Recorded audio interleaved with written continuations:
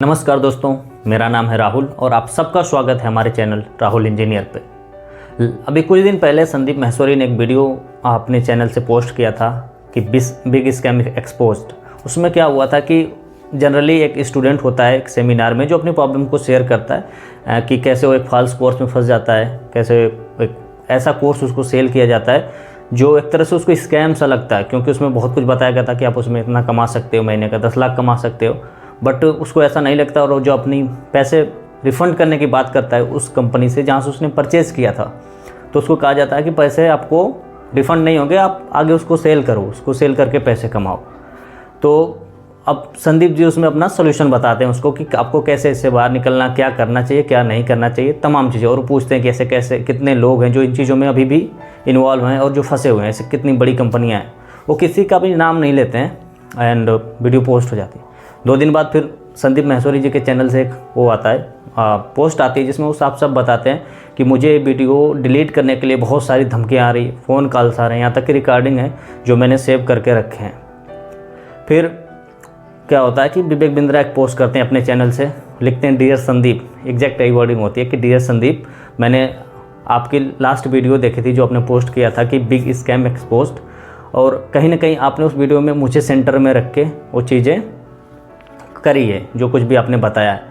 तो फिर वो बोलते हैं कि जहाँ तक रही बात, आप ये कह रहे थे कि आपके घर पे लोग गए थे आपको धमकाने ये चीज़ें, तो हमारी तरफ से लीगल नोटिस आपको गया, ये बात सही है। और हमारी तरफ से लोग गए थे आपके घर पे, बट ऐसी कोई इंटेंशन के साथ नहीं गए थे कि आपको धमकाएं, डराएं या जो भी चीज़ें हैं। वो इसलिए गए थे कि आपसे एक अपॉइंटमेंट शेड्यूल किया जा सके जिसमें हम बैठ के ओपनली इस चीज़ पर बात करें कि क्या सही है क्या गलत है। यहाँ तक होता है और कंट्रोवर्सी और आगे बढ़ती है। संदीप महेश्वरी के चैनल से फिर से एक पोस्ट आता है जिसमें ये लिखा जाता है कि ऐसे लिखते हैं संदीप जी कि मेरे प्यारे विवेक, एकदम एग्जैक्ट यही वर्डिंग होती है कि मेरे प्यारे विवेक, एक तरफ तो आप मुझसे बात करने की बात कर रहे हैं और दूसरी तरफ आप अपने टीम से लोगों को भेज रहे हैं जो मेरे घर पे आते हैं, मुझे धमकाते हैं कि ये वीडियो को डिलीट किया जाना चाहिए। तो मैंने कुछ गलत नहीं किया है, आपको लगता है कि मैं आपकी धमकियों से डरने वाला हूँ। सेम ये चीज़ हिंदी में उन्होंने लिखा था कि मैं स्क्रीनशॉट लगाऊंगा कि आपकी धमकियों से मैं डरने वाला हूँ। डरता वो है जो कुछ गलत करता है, मैंने कुछ गलत नहीं किया है और मैंने जो कुछ भी किया उसमें मैं अपने फ़ायदे के लिए नहीं, अपने पैसे के लिए नहीं किया है। ऐसे लाखों लोग हैं जिन्हें इस चीज़ की ज़रूरत है, मैं उनको देख के किया है। एंड आपको लगता है कि आप मुझे रोक पाओगे, तो आप जैसे हज़ारों लोग मिल के भी मुझे नहीं रोक सकते। अगर ये स्कैम है तो इसका खुलासा होगा, इस पर बातें होंगी, यहाँ ख़त्म हो जाती हैं चीज़ें। फिर से वो विवेक बिंद्रा जी उसमें लिखते हैं, अपने पहली पोस्ट में उन्होंने लिखा था कि अगर आपको बात करनी है तो मैं ऑलवेज रेडी, आप मुझे फ़ोन करो, मैं आपको फ़ोन कर रहा हूँ। आपने मेरा नंबर ब्लॉक कर दिया है और यहाँ तक कि आपकी वीडियो पे जो मेरे बारे में पॉजिटिव कमेंट्स आए थे 5000 उससे भी ज़्यादा, आपने वो डिलीट कर दिया। मैंने उसका स्क्रीनशॉट लेकर रखा है, विवेक बिंद्रा जी अपने पोस्ट में लिखते हैं। एंड ये भी लिखते हैं कि आपके अंदर वो गट्स नहीं है कि आप रियलिटी को फेस करें। मैं रेडी हूँ, आप मुझे बुलाओ, आमने सामने बात होगी एंड ऑडियंस के मन में जो वो आ रहा है, कन्फ्यूजन आ रहा है, उनको क्लियर किया जाएगा। लेकिन विवेक बिंद्रा जी उसमें लास्ट में लिख देते हैं कि आपके अंदर वो गट्स नहीं है अंदर से कि आप रियलिटी को फेस कर पाओ, आप एक कमज़ोर आदमी हो। उन्होंने ऐसा लिख दिया था। तो ये चीज़ें यहाँ बढ़ी थी। संदीप महेश्वरी ने आज फिर से एक वीडियो उसी पे डाल दिया है स्कैम वाले पे, एंड एक कंट्रोवर्सी बढ़ती जा रही है। अब सच्चाई क्या है, आप सब ने वीडियो देखा है। दिक्कत यहाँ पे है कि उन्होंने किसी का भी नाम नहीं लिया है, संदीप सर ने ना तो विवेक सर का नाम लिया है, ना किसी भी कंपनी का लिया है। उन्होंने चीज़ों को क्लियर किया है कि कैसे लोग बेवकूफ़ बना रहे हैं एक दूसरे को, जो उस चीज़ से रिलेटेड नहीं है।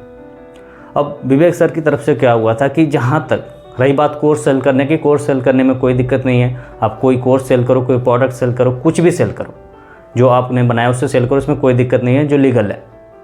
बट अगर ऐसा हो, जब तक वो अपना खुद से सेल कर रहे थे वहाँ तक तो ठीक था, कोई दिक्कत नहीं थी, वो अपने प्रोडक्ट का प्रचार कर रहे थे, जो कुछ भी था।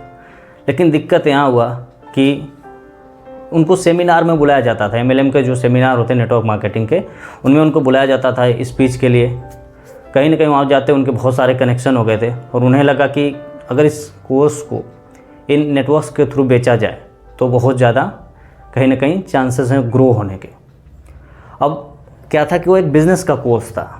अब उस कोर्स को कहीं ना कहीं ऐसे पर्सन को बेचा जाना चाहिए जिसे थोड़ी बहुत बिज़नेस की नॉलेज हो, या फिर कम से कम उसके पास बहुत सारे पैसे हैं जो उस चीज़ को सीख के उसमें इन्वेस्ट कर पाए। लेकिन गलती यही हुई कि उन्होंने नेटवर्क मार्केटिंग के लोगों को पकड़ा। उन्होंने ऐसा था कि आपका कमीशन बन रहा है, आप ये 50,000 का कोर्स बेच रहे हो, आपको इस पे जो भी 5,000 10,000 का कमीशन बन रहा है, आप जिसे मर्जी बेच दो। ज़्यादातर जो पास आउट स्टूडेंट्स हैं, लाइक 12th पास हैं, ग्रेजुएशन वाले हैं, बहुत सारे तो ऐसे हैं कि विवेक जी भी अपने वीडियोस में बताते थे कि हमारे IBC से जुड़िए और महीने का 10 लाख आसानी से कमाइए। ऐसे ऐसे लोग हैं जो महीने का 10 लाख कमा रहे हैं, ये कर रहे हैं, वो कर रहे हैं। तो कहीं ना कहीं इससे फॉल्स एडवर्टीजमेंट हुआ है। लोगों के मन में ऐसा लगा कि विवेक सर बोल रहे हैं तो डेफिनेटली होगा। बट यहीं पे मिसअंडरस्टैंडिंग हो गई कि वो चीज़ जब तक आप नहीं सीख पा रहे हो आप कैसे कर पाओगे। तो दिक्कत कोर्स की नहीं थी, दिक्कत सेलिंग की थी। जो सेलिंग की टेक्नोलॉजी एक तरह से प्रोसेस जो यूज़ किया गया कि जो मिले उसको बेच दो धड़ल्ले से, हमको सिर्फ पैसा बनाना है, दिक्कत यहीं पे हुई।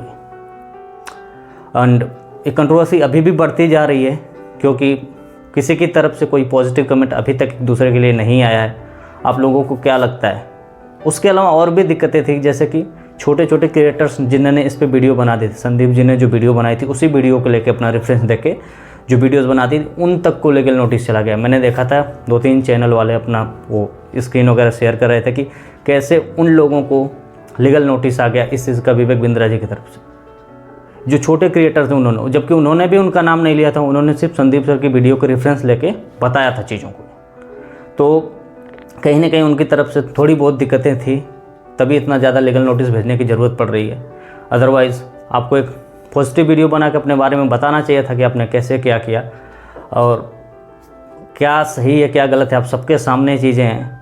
मैंने भी एक वीडियो बनाई थी जिसमें मैंने सिर्फ और सिर्फ अपना एक्सपीरियंस शेयर किया था कि कैसे मैं एक कंपनी में लगा था जहाँ पे एक फॉल्स इन्फॉर्मेशन बता के आपको मुझे ट्रैप किया गया था, एक तरह से स्कैम हुआ मेरे साथ। मैंने उस चीज़ को किया और मैंने उस कंपनी का धड़ल्ले से नाम लिया क्योंकि मैंने उसमें पैसे लगाए थे, मैं फंसा, मेरे पास प्रूफ है एंड मैंने किया। आप यकीन मानो उस कंपनी से काम करने वाले 2 लोगों का मेरे पास फ़ोन आया, पता नहीं वो कौन थे, मुझे लग रहा है ऐसे ही कुछ लोग थे जो दूसरों को ऐसे जोड़ जुड़ाव में फंसाते रहते हैं। वो फ़ोन किए, कह रहे आप वीडियो को डिलीट करिए, हम इस कंपनी से बोल रहे हैं जिस कंपनी का मैंने नाम लिया था DBA। बोले हम DBA से बोले, हम उसमें काम करते हैं, आपने जो बोला है ये सही नहीं है, इस चीज़ को डिलीट करिए। मैंने बोला मैं तो नहीं डिलीट कर रहा हूँ, जो करना हो कर लो, मुझे फ़र्क नहीं पड़ता, ठीक है। तो मैं ये कहना चाह रहा हूँ कि मेरे जैसे मेरे पे 200-400 लोग देखने वाले हैं, ऐसे लोगों को भी अगर फ़ोन कॉल्स आ सकते हैं तो जो इतने बड़े हैं जिनके मिलियंस में देखे जाते हैं, बताओ उनको कितना लीगल नोटिस आ सकती है। और रही बात सही और गलत की, तो आने वाले टाइम में और ज़्यादा इस पर खुलासे होंगे कि रियलिटी क्या है, सच में कौन सही कौन गलत है।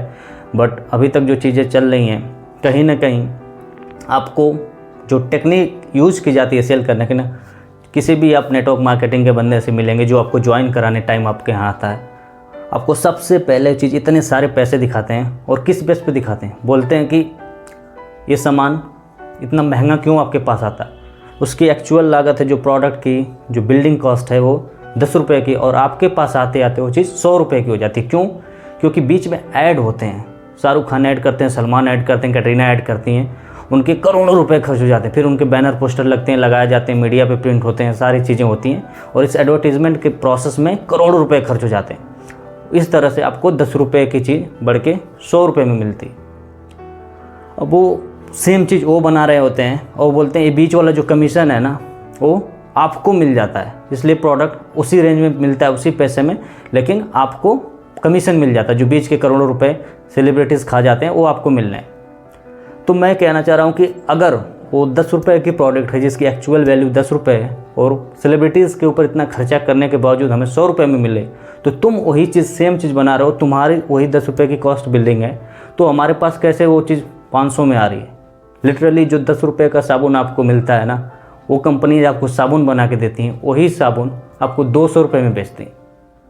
तो ये कौन सी इकोनॉमी यूज़ कर रहे हो कि तुम पैसे बचाने की बात कर रहे हो और तुम वही चीज़ जो हमें 10 रुपये में मिल रही तुम 200 रुपये में दे रहे हो, 20 गुना बढ़ा के दे रहे हो। वो एक सिंगल सा मैं एग्जाम्पल लेके एक प्रोडक्ट की बात कर रहा हूँ। उनके पास ऐसे प्रोडक्ट हैं जो मार्केट में 10 रुपये के मिलते हैं और उनके यहाँ 100 रुपये, 200 रुपये, 500 रुपये तक मिलते हैं। छोटी छोटी चीज़ें, क्रीम, कितने छोटे छोटे क्रीम आएंगे, हेयर पे लगाने वाली चीज़ें आएंगी, मेडिसिन आएंगी, जो आपको मार्केट में 100 रुपये की मिल सकती है और उनके यहाँ 500 रुपये, 1000 रुपये की मिलती है। तो क्या ऐसी क्या स्ट्रेटेजी यूज़ करते हो कि तुम जो रियल टाइम पे यूजर को 10 रुपये में मिलनी चाहिए वो 100 रुपये में मिल रही है, और ऊपर से तुम हमें ही फ़ायदा समझा रहे हो। और सबसे बुरी बात इनकी ये होती है, जितने भी लोग MLM में काम करते हैं, कि आपको एक बार में वो मानेंगे नहीं आपसे। अगर मैं कह रहा हूँ मैं कोई प्रोडक्ट बेच रहा हूँ, मैं कोई प्रोडक्ट है आपसे मैं मिलता हूँ फर्स्ट टाइम, चाहे मैं आपको जानता हूँ चाहे नहीं जानता हूँ, मैंने बोला कि सर मैं प्रोडक्ट बना रहा हूँ, ये चीज़ें हैं मेरी, ये चीज़ें हैं, आप इसको ख़रीदो, आपको अच्छा लगे ख़रीदा, आपने बोला नहीं चाहिए, बात ख़त्म होती है। वो नहीं करने पर नहीं, उनके समझ में नहीं आता है, वो बार बार आपको पीछे पड़े रहेंगे। सबसे बुरी चीज़ यही लगती है। मैं कह रहा हूँ कोई दिक्कत नहीं है, तुम अपना प्रोडक्ट बेच रहे हो, बिल्कुल आओ, अच्छे से आओ, हमसे मिलो, बताओ क्या चीज़ें हैं, हमें अच्छा लगा हमने ख़रीदा, नहीं लगा नहीं ख़रीदा। ये क्या बात हुई कि तुम ना करने के बावजूद तुम घर पे आ जा रहे हो, तुम मार्केट में मिल जा रहे हो, तुम वहाँ रोक ले रहे हो, कहीं पे भी आपने खुद ये चीज़ फेस करा होगा, आप में से मैक्सिमम लोगों ने ये चीज़ फेस करी होगी। तो इस चीज़ को एक अलग पॉइंट, इसको इधर ही रहने देते हैं। और रही बात संदीप सर और विवेक बिंद्रा जी की, तो मेरी तरफ से जो है, मेरी नज़र में दोनों ही बहुत अच्छे टीचर रहे हैं, जो हम सबको सिखाया है, चाहे वो संदीप सर हों चाहे विवेक सर हों, दोनों ने बेहतरीन काम किया अपने फील्ड में, और हमारे जैसे बहुत सारे लोगों को उन्होंने गाइड किया एक तरह से। तो दोनों ही अपने आप में एक बेहतरीन टीचर हैं, बेहतरीन गुरु हैं। तो मुझे लगता है कि वो चीज़ें उन दोनों के बीच में जो भी हैं वो एक ओपनली डिस्कस होनी चाहिए और उसे क्लोज कर देना चाहिए। क्योंकि क्या होता है ना कि जब दो अच्छे टीचर, सपोज आप एक कॉलेज में हो, उसमें दो अच्छे टीचर हैं, उनके बीच में कोई कन्फ्लिक्ट होता है ना, तो वो हार और जीत उस टीचर की नहीं होती है। जो हार होती है ना वो पूरे कॉलेज की होती है, पूरे जितने वहाँ पे स्टूडेंट्स होते हैं पूरे कॉलेज की वो हार होती है। क्योंकि किसी भी एक के हारने से बहुत ज़्यादा नुकसान होता है। सेम कॉन्फ्लिक्ट यहाँ पे भी, अगर दोनों में से कोई हारता है या जीतता है, उसका पूरा असर हम सब पे पड़ने वाला है, क्योंकि हम सब ने उनसे सीखा है। तो आप लोग अपना कमेंट करके बताएं कि आपकी नज़र में क्या लगता है, आप किसका सपोर्ट कर रहे हैं। क्योंकि संदीप सर कह रहे हैं कि हमारे साथ पूरी कम्युनिटी है और हम झुकने वाले नहीं हैं, और विवेक सर कह रहे हैं कि हम सही हैं, हमारे बारे में पॉजिटिव कमेंट जो आपने डिलीट कर दिए अपनी वीडियो से। तो आप लोग कमेंट करके बताएं। बाकी अच्छी लगी वीडियो तो लाइक शेयर करिए। Thank you.